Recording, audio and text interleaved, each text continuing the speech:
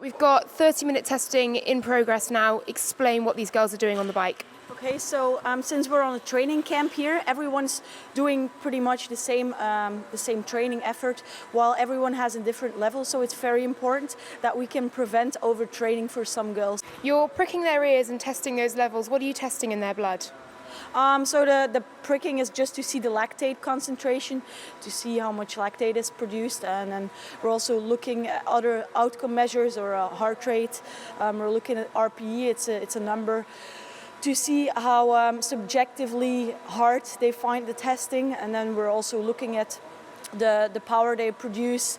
So depending on what kind of rider you are, if you're a sprinter, you will get much higher numbers. People who have been on the track in the winter will reach higher levels than people who have just been doing basic training. But it's just important that your lactate can still go up, and if it doesn't, then we have a problem. But at this stage, no one should have that problem yet. You're running around taking all the values from each rider. Will you be doing the test yourself, or no, you're missing out on this one? Well, unfortunately, I'm missing out. No, I think it's very valuable test. So it's a pity I can't do it. But I don't have any colleagues from the lab here, so I'm helping out myself. So it's a bit hectic, especially the first day, because I have to do 12 riders. So unfortunately, there's no time to test myself. But well. Do you think the girls are secretly cursing you a little bit for making them do this test, even though it is a valuable tool to have? Yeah, exactly. Some girls already said this afternoon on training you have to ride in front the whole time.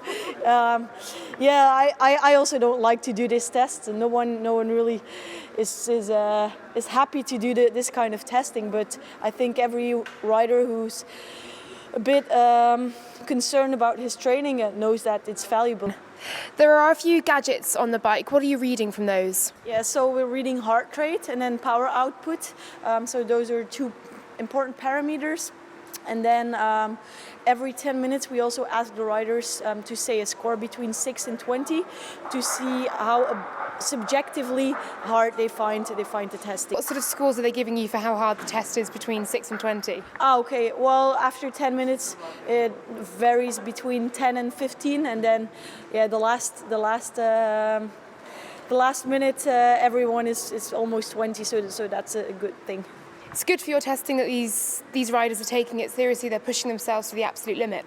Yeah, exactly, and that's something that we really see in women's cycling. Everyone is engaged to do it and to do it seriously, the testing, and I think that's because they're serious with their cycling.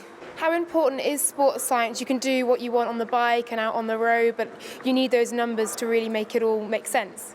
Yeah, exactly. The last 10 years, a lot of things have changed in training and monitoring.